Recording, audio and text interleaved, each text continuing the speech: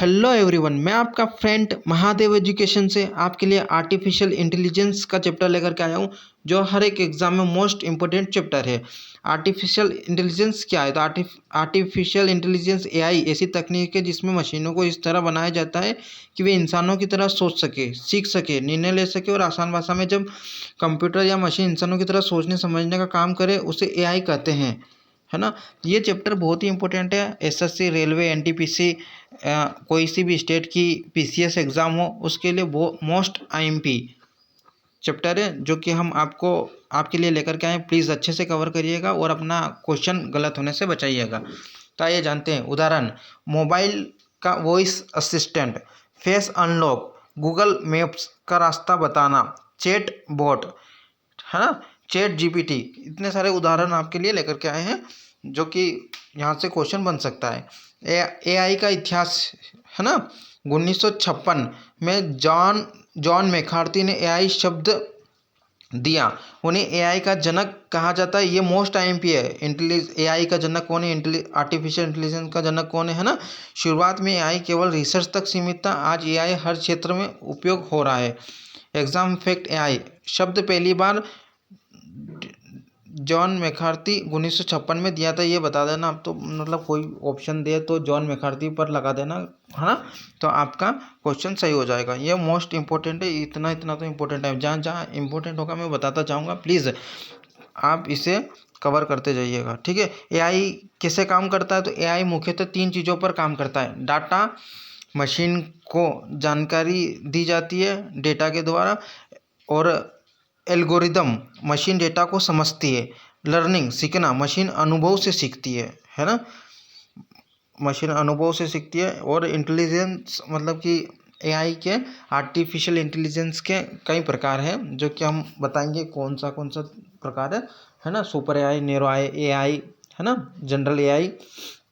तो एआई के प्रकार: नैरो एआई, है ना, हिंदी में संकीर्ण एआई, ये केवल एक ही काम करता है। उदाहरण के लिए वॉइस असिस्टेंट और फेस जो कि मोबाइल के लिए मतलब पासवर्ड लगाया जाता है ना। दूसरा जनरल एआई, सामान्य एआई, ये इंसानों की तरह सोच सकता है, अभी पूरी तरह विकसित नहीं हुआ है। जो इंसानों की तरह माइंड डेवलप मतलब अपनी इच्छा अनुसार, इंसान तो अपनी इच्छा अनुसार काम कर सकता है, तो वैसे ही अभी रोबोट इतना डेवलप भी नहीं हुआ है कि वो अपनी इच्छा के अनुसार काम कर सके, है ना। उसमें जो डेटा दिया जाता है बस उसी के आधार पर वो कार्य करता है। जैसे जैसे झाड़ू लगाने का कार्य दिया जाता है तो वो झाड़ू लगाने का ही काम करेगा, है ना। सुपर एआई, यह इंसानों से ज़्यादा बुद्धिमान होगा, अभी केवल कल्पना में है ना। इंसानों से भी हाई, मतलब कि कुछ भी कर सकता है, कोई भी काम कर सकता हो, है ना। इमोशन भी हो गया उसके अंदर। एआई की मुख्य शाखाएं हैं, branches of AI: machine learning, machine खुद सीखती है, उदाहरण के लिए यूट्यूब, है ना। डीप लर्निंग, यह मशीन लर्निंग का एडवांस रूप है। उपयोग: फेस रिजनरेशन, है ना, स्पीच रिकोजनरेशन, है ना।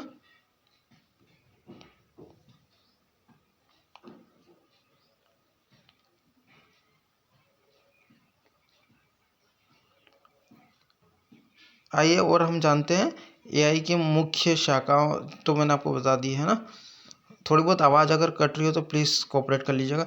नेचुरल लैंग्वेज प्रोसेसिंग, है ना, एनएलपी, कंप्यूटर इंसानी भाषा समझता है, उदाहरण के लिए Google translate, chatbot. Robotics, robot बनाने की तकनीक, उदाहरण के लिए इंडस्ट्रियल रोबोट्स, है ना। आइए और हम देखते हैं। प्लीज़ अगर हमारा लेक्चर अच्छा लग रहा है तो लाइक एंड सब्सक्राइब जरूर करिएगा, है ना। हम करेंट अफेयर की भी एक वीडियो डालते हैं, शॉर्ट वीडियो, प्लीज़ उसे भी जरूर सुबह सुबह डालते हैं, उसे भी वॉच जरूर करिएगा। एआई के उपयोग: ये सबसे महत्वपूर्ण एग्जाम सेक्शन है। शिक्षा के क्षेत्र में smart classes, online learning apps, स्वास्थ्य क्षेत्र में बीमारी पहचान, रोबोटिक सर्जरी, बैंकिंग क्षेत्र में fraud detection, online banking security, है ना। इतने सारे मतलब हर क्षेत्र में, नैनो रोबोट वगैरह वगैरह, है ना। कृषि में रोबोट के द्वारा दवाइयों का छिड़काव होता है, खाद का वितरण होता है, मतलब खाद खेतों में फेंका जाता है ना। बैंकिंग के क्षेत्र में हम रोबोट से ही काम कर रहे हैं अधिकतर, है ना। स्वास्थ्य क्षेत्र में तो, शिक्षा के क्षेत्र में रोबोट्स पढ़ा रहे हैं कई स्कूलों में, कई जगहों पर, है ना।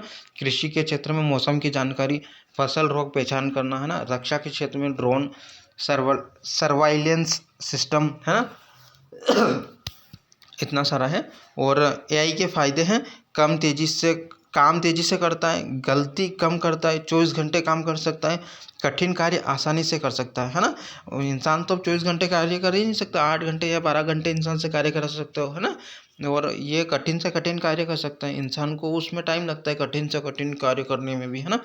काम तेज़ी से कर सकता है, इंसान तो अपनी क्षमता के अनुसार ही कार्य करेगा, है ना। एआई के नुकसान है, बेरोजगारी बढ़ सकती है अगर एआई और महंगा होता है, और इंसानों पर निर्भरता कम हो सकती है, गलत उपयोग का खतरा रहता है। अब बेरोजगारी, रोबोट्स काम करने लग जाएंगे तो अब इंसानों की ज़रूरत ही क्या रहेगी, है ना। महंगा तो होगा ही सही, और इंसानों पर निर्भरता कम हो सकती है ना। सारे काम एआई कर देगा तो फिर उसके बाद इंसानों की ज़रूरत ही क्या रह गई, है ना।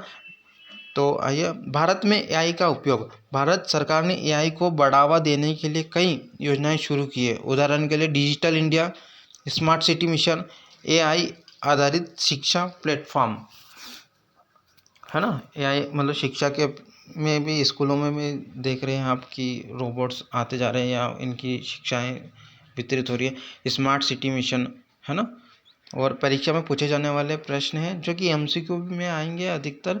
तो एआई क्या है, एआई का जनक कौन है, ऑप्शन दे देंगे आप लोगों को। एआई के प्रकार बताइए, मशीन लर्निंग क्या है ना, डीप लर्निंग क्या है, एआई के उपयोग लिखिए, है ना। और आपको 4 ऑप्शन देंगे, उसमें से आपको एक करेक्ट आंसर देना होगा, है ना। प्लीज़ अगर हमारी ये वीडियो अच्छी लगी हो तो लाइक एंड सब्सक्राइब जरूर करिएगा महादेव एजुकेशन को। और थैंक यू वेरी मच, हमें फॉलो जरूर करिएगा।